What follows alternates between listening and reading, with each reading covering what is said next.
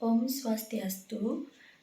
Sebelumnya, perkenalkan nama saya Putudina Anggreni dengan NIM 241705178. Saya dari kelas 2E dengan program studi S1 Akuntansi. Baik, di sini saya akan mempresentasikan mengenai soal ujian akhir semester Agama Hindu. Langsung saja pada soal pertama, yaitu kasus pelanggaran dharma sebagai aparat negara. Untuk kasusnya, seorang pegawai negeri beragama Hindu menerima suap dalam bentuk hadiah dari kontraktor agar proyek pemerintah diloloskan meskipun tidak sesuai spesifikasi. Ia berdalih bahwa hal ini sudah biasa terjadi di lingkungannya. Nah, untuk pertanyaannya, jelaskan mengapa tindakan ini merupakan pelanggaran dharma dalam pandangan agama Hindu. Nah, tindakan menerima suap jelas merupakan pelanggaran dharma karena yang pertama itu melanggar prinsip satya. Melanggar prinsip satya, pegawai tersebut telah berbohong dan menyembunyikan kebenaran demi keuntungan pribadi. Kemudian yang kedua itu merusak keadilan dan keadaban sosial. Dengan meloloskan proyek yang tidak sesuai spesifikasi, ia telah membahayakan masyarakat dan merugikan negara. Kemudian yang ketiga itu mengabaikan tanggung jawab dan amanah jabatan. Mengabaikan tanggung jawab dan amanah jabatan dalam ajaran Hindu, seorang pemimpin atau pelayanan publik seperti pegawai negeri itu dianggap memiliki tanggung jawab moral untuk menegakkan kebenaran. Kemudian yang terakhir itu berkarma buruk atau akarma. Perbuatan suap akan menimbulkan karma buruk yang berakibat tidak hanya pada kehidupan saat ini, tetapi juga pada kelahiran berikutnya. Nah, kemudian untuk pertanyaan kedua itu, nilai-nilai apa yang seharusnya dijunjung oleh seorang abdi negara menurut ajaran Hindu? Nah, seorang abdi negara menurut ajaran Hindu itu seharusnya menjunjung tinggi nilai-nilai dharma sebagai berikut. Yang pertama itu ada satya atau kejujuran. Seorang abdi negara wajib bersikap jujur dalam menjalankan tugasnya, tidak berbohong, tidak menyalahgunakan wewenang. Nah, kemudian yang kedua itu ada dhamma atau pengendalian diri. Nah, dhamma atau pengendalian ini mampu menahan diri dari godaan harta, jabatan, dan kekuasaan yang bisa merusak integritas. Yang ketiga itu ada arjawa atau ketulusan. Melayani masyarakat dengan tulus dan tidak memanfaatkan jabatan untuk kepentingan pribadi. Kemudian yang keempat itu ahimsa atau tidak menyakiti. Dalam konteks ini, tidak menyakiti masyarakat dengan memberikan izin proyek yang merugikan. Kemudian yang kelima itu ada tiaga atau pengorbanan. Siap berkorban demi kepentingan umum, tidak semata-mata mengejar keuntungan pribadi. Yang terakhir itu ada karma yoga. Karma yoga melaksanakan tugas sebagai bentuk pengabdian kepada Tuhan atau ide Sang Yang Widiwasa tanpa pamrih. Kemudian untuk soal kedua itu mengenai korupsi dan hukum karma pala. Nah, contoh kasusnya itu Mades, seorang kepala desa, menyalahgunakan dana desa untuk kepentingan pribadi. Ia percaya bahwa karena tidak ada yang tahu, ia tidak akan terkena hukuman. Nah, untuk pertanyaannya itu, jelaskan bagaimana konsep karma pala dalam ajaran Hindu menjelaskan konsekuensi dari tindakan made. Nah, karma pala adalah hukum sebab akibat dalam ajaran agama Hindu. Setiap tindakan karma, baik secara fisik, ucapan, maupun pikiran, akan menghasilkan buah atau pala yang setimpal, entah itu dalam kehidupan saat ini atau yang akan datang. Tindakan made yang menyalahgunakan dana desa termasuk karma buruk atau papa karma. Karena yang pertama itu ia menggunakan uang rakyat demi kepentingan pribadi. Kemudian yang kedua, ia melanggar amanah dan tanggung jawab sebagai pemimpin atau kades yang seharusnya melayani masyarakat. Kemudian yang ketiga itu, meskipun tidak diketahui orang lain saat ini, karma pala tidak tergantung pada pengakuan manusia tetapi pada keadilan ilahi. Kemudian pertanyaan selanjutnya itu, apa pesan moral dari konsep karma pala bagi pemimpin yang memiliki wewenang keuangan? Nah, konsep karma pala memberikan pesan moral yang sangat kuat pada para pemimpin, khususnya yang mengelola keuangan publik. Yang pertama itu, setiap perbuatan akan berubah. Nah, setiap perbuatan akan berubah ini tidak ada perbuatan yang sia-sia sekecil apapun tindakan, entah itu baik atau buruk, akan mendatangkan akibat. Maka pemimpin harus bertindak benar walau tidak diawasi. Kemudian yang kedua itu, keadilan Tuhan melampaui hukum manusia. Nah, walaupun manusia bisa lolos dari hukum dunia, mereka tidak bisa lolos dari hukum karma. Kemudian yang ketiga itu, kejujuran adalah bentuk pengabdian spiritual. Pemimpin yang jujur tidak hanya melayani rakyat tetapi juga menjalankan dharma sebagai bentuk bakti kepada ide Sang Yang Widi Wase. Kemudian yang keempat itu gunakan wewenang sebagai jalan menuju moksa. Nah, jabatan adalah sarana untuk berkarma baik, bukan untuk memperkaya diri. Dengan berbuat baik, pemimpin dapat mengumpulkan karma atau karma baik yang akan membawa pada kesejahteraan dan pembebasan. Kemudian yang kelima itu waspada terhadap kesombongan dan delusi. Nah, kesombongan dan delusi, pemimpin harus sadar bahwa kekuasaan adalah titipan. Kesombongan karena tidak ketahuan bisa menjadi pintu kehancuran. Nah, untuk soal ketiga itu mengkhianati rakyat sama dengan mengkhianati dewa. Nah, untuk contoh kasusnya itu seorang anggota DPRD Hindu memperkaya diri melalui praktik korupsi saat upacara di pura. Ia memimpin persembahyangan dan berbicara tentang kesucian dan kebajikan. Nah, untuk pertanyaan pertama itu, tinjau kasus ini dari prinsip Satya dan Reta dalam ajaran Weda. Yang pertama itu Satya atau kejujuran dan kebenaran. Satya dalam Weda berarti berpegangan teguh pada kebenaran, kejujuran, dan integritas, baik dalam ucapan maupun tindakan. Seorang anggota DPRD yang melakukan korupsi namun tetap berbicara tentang kebijakan dan kesucian di hadapan umat telah melanggar prinsip Satya karena ia menyampaikan kebaikan tetapi tidak menjalankannya dalam kehidupan nyata. Kemudian ucapannya tidak mencerminkan perilaku sebenarnya sehingga tidak sejati atau munafik. Kemudian yang terakhir itu dalam ajaran Hindu sebenarnya tidak hanya diucapkan tetapi juga harus dijalankan. Nah, kemudian yang kedua itu ada Reta atau ketertiban kosmis dan keteraturan moral. Nah, Reta adalah prinsip keteraturan universal dalam Weda yang mencakup hukum, moral, keadilan, dan kebenaran alam semesta. Korupsi dan penyalahgunaan jabatan melanggar prinsip Reta karena yang pertama itu mengganggu tatanan moral dan sosial yang seharusnya dijaga oleh pemimpin. Kemudian yang kedua itu merusak kepercayaan publik dan menciptakan ketidakseimbangan dalam masyarakat. Kemudian yang terakhir itu sebagai pemimpin dan tokoh agama di pura, seharusnya ia menjadi penjaga Reta bukan pelanggarnya. Nah, untuk pertanyaan selanjutnya itu, apa bentuk kemunafikan spiritual dalam kasus ini dan bagaimana seharusnya umat Hindu bersikap? Nah, bentuk kemunafikan spiritual itu yang pertama memanipulasi simbol dan praktik keagamaan untuk menutupi perbuatan buruk. Ia menyalahgunakan posisinya sebagai pemuka persembahyangan, pencitraan diri. Kemudian menyampaikan ajaran suci tanpa kesesuaian dengan tindakan pribadi.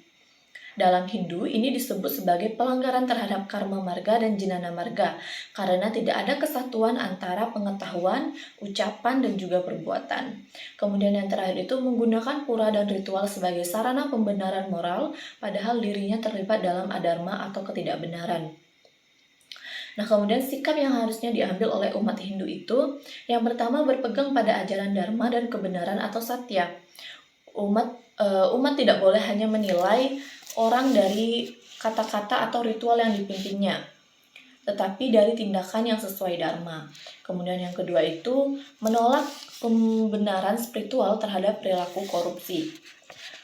Menolak pembenaran spiritual terhadap perilaku korup, agama tidak boleh digunakan sebagai tameng untuk menutupi dosa. Umat harus berani bersikap kritis namun tetap bijak. Kemudian yang ketiga itu menegakkan nilai Reta dalam kehidupan sosial. Menegakkan nilai Reta dalam kehidupan sosial. Masyarakat harus mendukung sistem dan pemimpin yang menjunjung keadilan, transparansi, dan kejujuran. Kemudian yang terakhir itu mengembangkan kesadaran spiritual yang sejati. Yaitu dengan Satya Wakya, Satya Karma, dan Satya Manasa, jujur dalam ucapan, perbuatan, dan pikiran. Nah, untuk soal 4 itu mengenai menodai niatnya melalui korupsi dana keagamaan. Nah, contoh kasusnya itu Ketua Panitia Pembangunan Pura terbukti menggelapkan dana sumbangan umat untuk kebutuhan pribadinya. Ia masih mengikuti prosesi dan memimpin karya yatnya seperti biasa. Nah, untuk pertanyaan pertama itu, jelaskan bagaimana tindakan ini mencederai makna suci yatnya dalam Hindu. Nah, tindakan ketua panitia yang menggelapkan dana umat untuk kepentingan pribadi sangat mencederai makna suci yatnya karena yang pertama itu mengotori niat suci umat. Dana yang disumbangkan dengan niat tulus justru disalahgunakan merusak kemurnian yatnya. Kemudian yang kedua, melanggar prinsip ikhlas dan kesucian. Yatnya seharusnya bebas dari pamrih dan dilakukan dengan niat murni, bukan untuk memperkaya diri. Kemudian menjadikan prosesi yatnya sebagai formalitas kosong. Ketika dipimpin oleh orang yang tidak jujur, yatnya kehilangan nilai rohaninya karena tidak dilakukan dengan dharma. Kemudian yang terakhir itu menurunkan kepercayaan terhadap kegiatan keagamaan. Perilaku seperti ini dapat membuat masyarakat ragu terhadap keikhlasan dan kemurnian aktivitas yatnya. Nah, untuk soal kedua itu, apa akibat spiritual dan sosial yang bisa timbul dari kasus ini dalam pandangan Hindu? Nah, untuk akibat spiritualnya, yang pertama itu karma buruk atau papa karma. Penggelapan dana suci adalah bentuk adharma yang menghasilkan karma negatif, baik dalam kehidupan saat ini maupun selanjutnya. Nah, pelanggaran terhadap dharma dan satya, ia melanggar kewajiban moral atau dharma dan kejujuran atau satya, yang merupakan dasar utama dalam pelaksanaan yatnya. Yang ketiga, kehilangan pahala spiritual. Memimpin upacara dengan hati yang kotor dan tidak ikhlas menyebabkan yatnya menjadi tidak tulus atau asuda dan pahala rohaninya batal. Ya, kemudian yang keempat, jiwa mengalami penyimpangan spiritual. Jika tidak ada penyesalan dan tobat, jika orang tersebut bisa terjerumus dalam siklus samsara atau kelahiran kembali yang lebih rendah. Kemudian untuk akibat sosialnya, yang pertama itu menurunkan kepercayaan umat terhadap lembaga keagamaan. Kasus ini bisa memicu rasa kecewa, marah, bahkan sinisme terhadap panitia atau pemimpin adat atau agama. Kemudian yang kedua, mengganggu harmoni masyarakat. Ketidakadilan ini bisa menimbulkan konflik, perpecahan, dan hilangnya rasa saling percaya. Mencoreng kesucian pura dan prosesi agama.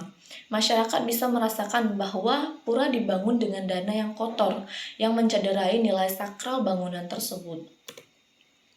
Nah, kemudian untuk soal kelima itu, pendidikan karakter berbasis ajaran Hindu.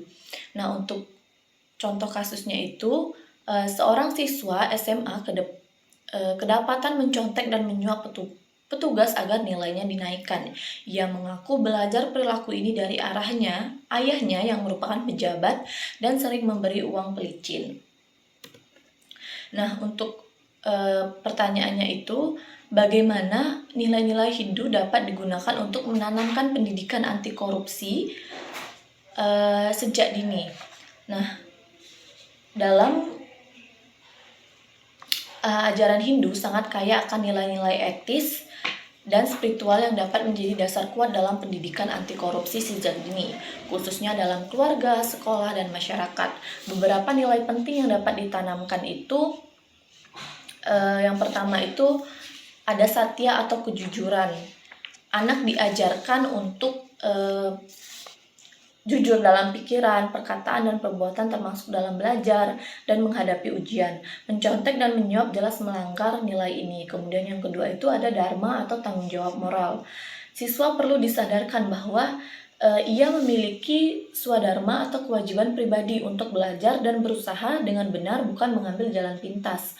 Kemudian yang ketiga itu ada karma pala atau hukum sebab akibat. Anak harus memahami bahwa perbuatan buruk seperti menyuap atau menipu akan berbuah buruk, baik secara spiritual maupun sosial. Kemudian yang keempat itu ada ajaran Trikaya Parisude, yaitu kesucian pikiran, manacika, ucapan wacika, dan perbuatan kayika. Pendidikan Hindu mendorong keselarasan ketiganya sebagai dasar karakter bersih dan jujur. Kemudian yang terakhir itu ada keteladanan seperti guru, orang tua, dan tokoh masyarakat. Nah, nilai Hindu menekankan pentingnya teladan hidup, maka pendidikan anti korupsi harus dimulai dari keluarga. Jika orang tua bersikap jujur, anak akan meneladaninya. Kemudian pertanyaan kedua itu, sebutkan ajaran atau seloka dalam kitab suci agama Hindu yang bisa dijadikan pedoman dalam membentuk karakter jujur dan bersih dari korupsi. Nah, ajaran Hindu sangat kaya akan nilai-nilai etis dan spiritual yang dapat menjadi dasar kuat dalam pendidikan anti korupsi sejak dini, khususnya dalam keluarga, sekolah, masyarakat, beberapa nilai penting yang dinamakan. Yang pertama itu terdapat dalam Bhagavad Gita, yang artinya ucapan yang tidak menyakitkan, jujur, menyenangkan, dan bermanfaat disebut sebagai tapa atau disiplin. Ini mendorong ucapan jujur dan bermula dari dasar integritas pribadi. Kemudian terdapat pada Manawa Dharma Sastra. Nah, ini artinya bahwa mereka yang melakukan perbuatan tidak suci akan jatuh ke dunia kegelapan tertutup oleh ketidaktahuan. Nah, ini bermakna bahwa korupsi dan penipu adalah perbuatan adharma yang menjatuhkan seseorang dari kesucian dan kedamaian batin. Kemudian yang ketiga itu ada Yajur Weda. Nah, ini artinya mereka yang melakukan perbuatan tidak suci akan jatuh ke dunia kegelapan tertutup oleh ketidaktahuan. Ini maknanya korupsi dan penipuan adalah perbuatan adharma yang menjauhkan seseorang dari kesucian dan kedamaian batin. Nah, kemudian yang terakhir itu ada ajaran Trikaya Parisuddha. Pada ajaran ini, yang pertama itu Manicika Parisuddha, pikiran yang bersih, tidak berniat buruk atau curang. Kemudian yang kedua Wacika Parisuddha, ucapan yang jujur dan tidak menipu. Kemudian yang terakhir itu Kayika Parisuddha, perbuatan yang lurus dan tidak menyimpang. Kemudian untuk soal keenam itu studi kasus. Contoh kasusnya itu di sebuah desa di Bali, masyarakat Hindu dan Muslim hidup berdampingan. Ketika hari raya Nyepi, umat Muslim turut menjaga ketenangan lingkungan dan menghentikan aktivitas masjid, sementara untuk menghormati hari raya umat Hindu. Sebaliknya, saat Idul Fitri, umat Hindu membantu dalam menyiapkan parkir dan keamanan di sekitar masjid. Nah, untuk pertanyaannya, apa nilai-nilai ajaran Hindu yang tercermin dalam sikap masyarakat Hindu terhadap umat Muslim pada kasus di atas? Nah, dalam kasus tersebut, sikap umat Hindu yang membantu menghormati perayaan umat Muslim mencerminkan beberapa nilai utama dalam ajaran Hindu, terutama yang berkaitan dengan toleransi, harmoni sosial, dan dharma kemanusiaan. Nah, yang pertama itu ada tattva asi atau aku adalah engkau. Nah, ini adalah ajaran moral dan spiritual yang sangat penting dalam Hindu, mengajarkan bahwa setiap makhluk hidup adalah bagian dari Tuhan yang sama. Nah, ketika umat Hindu membantu menjaga kelancaran Idul Fitri, mereka menunjukkan empati dan kepedulian karena mereka memandang orang lain sebagai saudara sejiwa. Kemudian yang kedua itu ada Wasudhaiva Kutumbakam atau seluruh dunia adalah satu keluarga. Ajaran ini berasal dari Weda yang mengajarkan bahwa semua manusia adalah bagian dari satu keluarga besar tanpa memandang agama, suku, ataupun budaya. Nah, masyarakat Hindu tidak hanya hidup berdampingan, tapi juga aktif membantu umat lain. Ini menunjukkan bahwa mereka melihat kerukunan sebagai tanggung jawab bersama. Kemudian yang ketiga itu dharma atau kewajiban moral. Dalam konteks sosial, dharma berarti menjaga keharmonisan, keadilan, dan kedamaian dalam kehidupan bermasyarakat. Nah, umat Hindu menjalankan dharma dengan mendukung kenyamanan perayaan agama lain, menunjukkan bahwa mereka paham akan tanggung jawab moral terhadap lingkungan sosial. Kemudian yang keempat itu ada ahimsa, tidak menyakiti. Dengan menghormati ibadah umat Muslim dan tidak membuat gaduh, umat Hindu mempraktikkan agama mempraktikkan ahimsa secara nyata dalam kehidupan bersama. Kemudian yang terakhir itu ada ruwa bineda atau dualitas yang harmonis. Ini merupakan perbedaan agama tidak menjadi pemisah, justru menjadi dasar untuk saling melengkapi dan bekerja sama. Kemudian untuk soal ketujuh itu, contoh kasusnya Iwayan, seorang siswa Hindu yang bersekolah di sekolah umum. Ia memiliki teman-teman dari berbagai agama. Saat ada perayaan Natal, Iwayan ikut membantu menghias kelas dan menghormati temannya yang merayakan.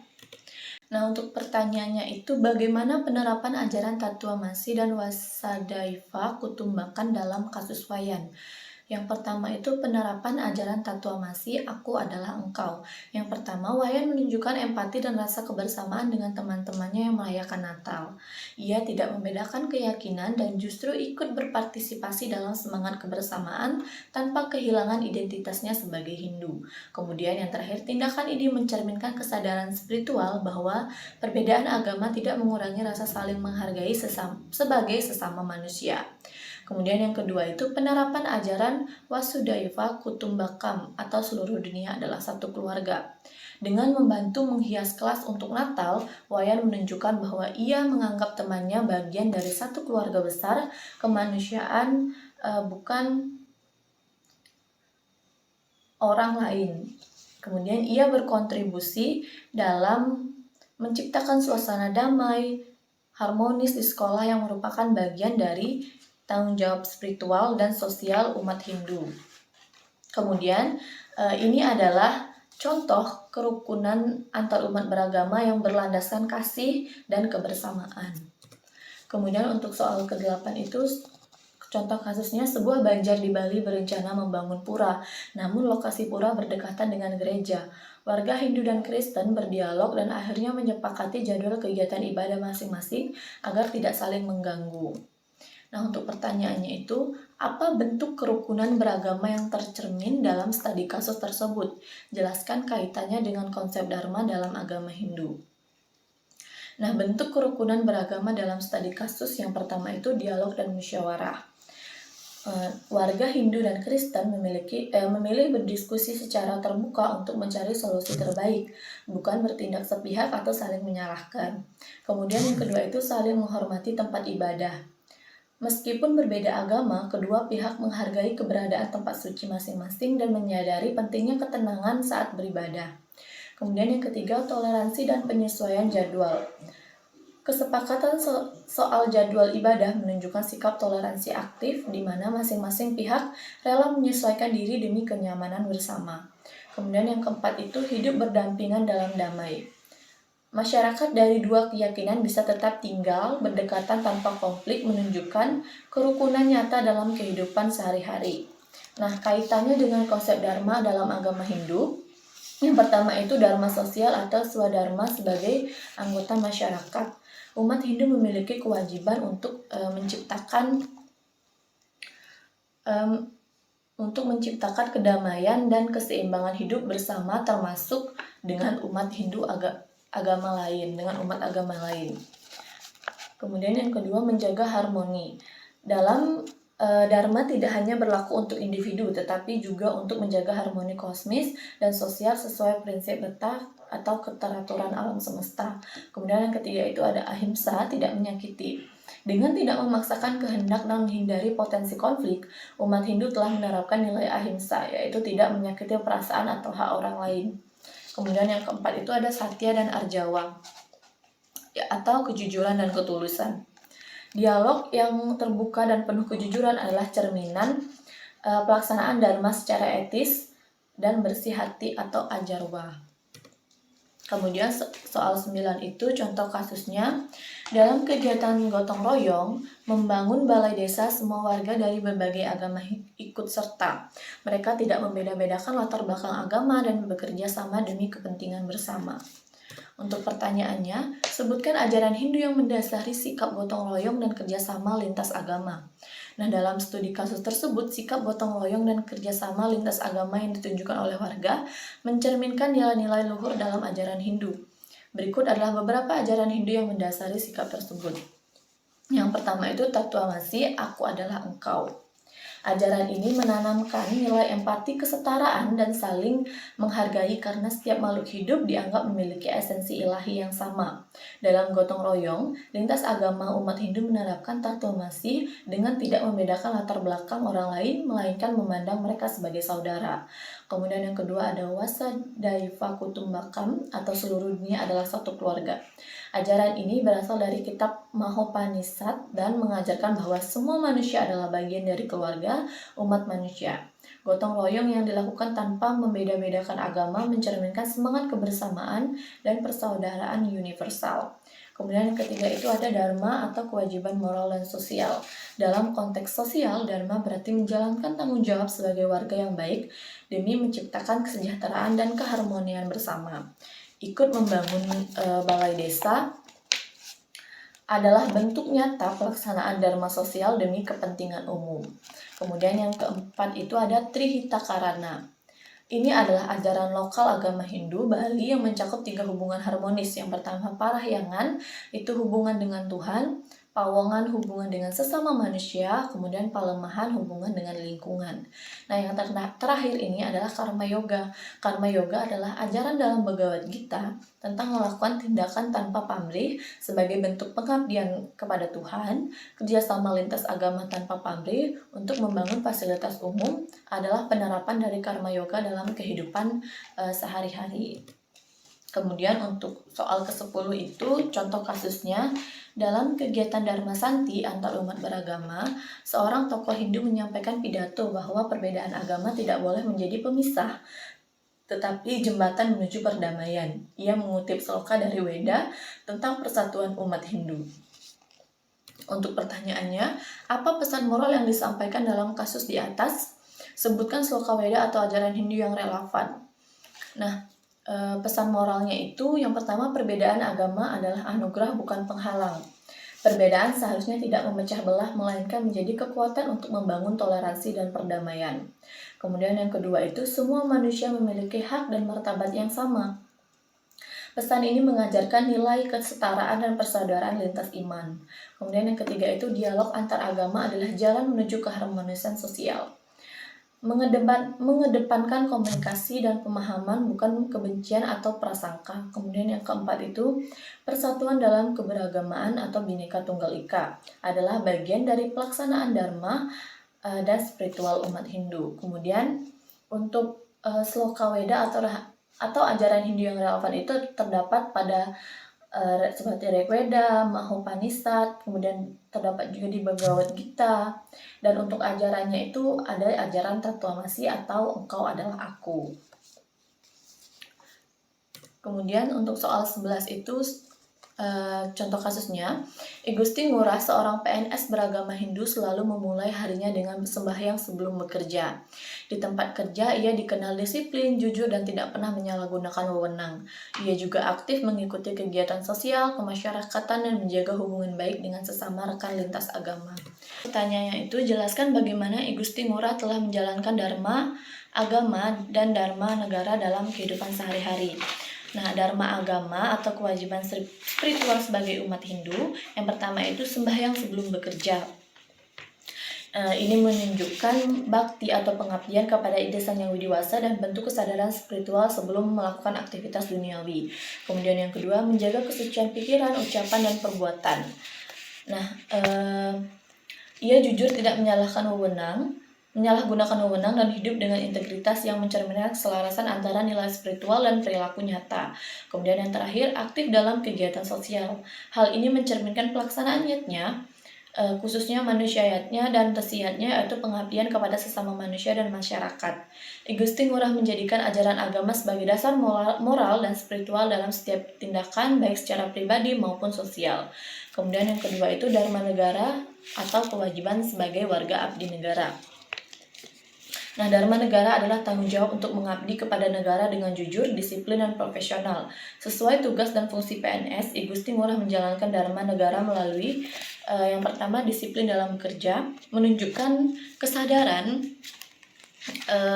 akan tanggung jawab sebagai abdi negara yang harus melayani masyarakat sebaik-baiknya, tidak menyalahkan wewenang. Ini mencerminkan integritas dan profesionalitas serta kesetiaan pada sumpah jabatan. Kemudian yang ketiga itu menjaga hubungan baik dengan rekan lintas agama. Menjaga hubungan baik dengan rekan lintas agama, ini ia menunjukkan kerukunan nasional sesuai dengan Bhinneka Tunggal Ika dan semangat toleransi sebagai pilar kebangsaan. Kemudian yang terakhir, aktif dalam kegiatan sosial kemasyarakatan, ini menunjukkan semangat pengabdian tidak hanya dalam jabatan formal, tapi juga dalam kehidupan sosial, sesuai dengan prinsip Trihita Karana atau hubungan harmonis antara manusia, Tuhan, dan alam masyarakat. Kemudian untuk soal ke-12 itu, contoh kasusnya, Made adalah seorang siswa SMA yang aktif mengikuti upacara keagamaan di pura dan taat beribadah. Di sekolah ia juga rajin belajar, mengikuti upacara bendera dengan hikmat, serta terlibat dalam kegiatan bakti sosial lintas agama yang diadakan OSIS. Untuk pertanyaannya itu, analisis sikap Made berdasarkan konsep keseimbangan antara pelaksana dharma agama dan dharma negara menurut ajaran Hindu. Dalam studi kasus tersebut, Made menunjukkan perilaku yang mencerminkan keseimbangan antara pelaksana dharma agama dan dharma negara.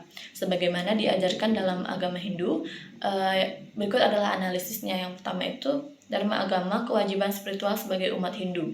Yang pertama, aktif mengikuti upacara keagamaan di pura, menunjukkan kesadaran spiritual, rasa bakti dan kepatuhan terhadap ajaran Hindu. Kemudian yang kedua, taat beribadah. Ia menjalankan sadhana atau latihan rohani secara konsisten sebagai bagian dari hubungan harmonis dengan Tuhan, perahyangan dalam Trihitakarana. Kemudian menjaga etika dan disiplin pribadi. Rajin belajar dan berperilaku baik merupakan bagian dari pelaksanaan nilai-nilai Trikaya Parisuddha, pikiran, ucapan, dan perbuatan yang suci. Nah, untuk kedua itu dharma negara, kewajiban sebagai warga negara dan siswa. Yang pertama, rajin belajar dan mengikuti upacara bendera dengan hikmat. Nah, mencerminkan nasionalisme, kedisiplinan, dan tanggung jawab terhadap bangsa dan negara. Kemudian yang kedua, aktif dalam kegiatan bakti sosial lintas agama, menggambarkan sikap toleransi dan kepedulian sosial, serta pelaksanaan yatnya atau pengorbanan suci, khususnya manusia yatnya, pengabdian kepada sesama manusia. Kemudian yang terakhir, menjaga harmoni dengan teman yang beda agama. Sesuai dengan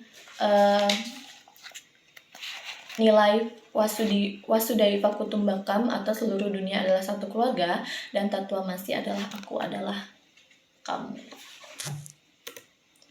Baik, sekian presentasi dari saya. Jika ada salah kata saya mohon maaf. Saya ucapkan terima kasih dan saya akhiri dengan Pramesanti. Om Santi Santi Santi Om.